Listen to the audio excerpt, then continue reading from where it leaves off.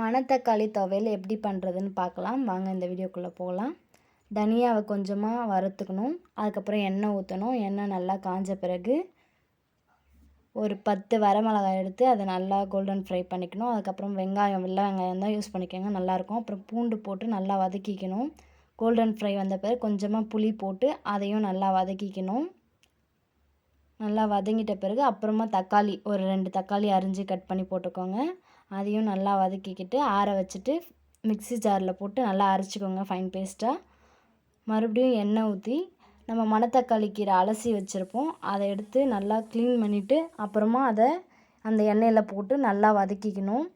பச்சை வாசனை போகிற அளவுக்கு நல்லா வதக்கி இந்த ஸ்டேஜுக்கு எடுத்துகிட்டு வந்துடணும். அப்புறமா கூல் டவுன் பண்ணி மிக்ஸி ஜாரில் உப்பு போட்டு நல்லா ஃபைன் பேஸ்ட்டாக அரைச்சிக்கணும். எண்ணெய் ஊற்றி கடுகு கொஞ்சம் போடணும். கடுகு நல்லா பொரிஞ்சு வர வரை வெயிட் பண்ணலாம். கடுகு நல்லா பொரிஞ்ச பிறகு அதுக்கப்புறமா சோம்பு போடணும்.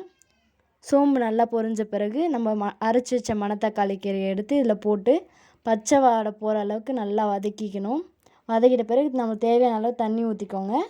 அதுக்கப்புறம் நம்ம தக்காளி வெங்காயம்லாம் வதக்கி வச்சதை அரைச்சோம்ல, அதை எடுத்துன்னு வந்து இதில் ஆட் பண்ணிவிட்டு நல்லா கிளறி விட்டுக்கலாம். ஒரு கொதி வந்தோடனே ஆஃப் பண்ணுறேங்க. அவ்வளோதான், மணத்தக்காளி கீரை ரெடி.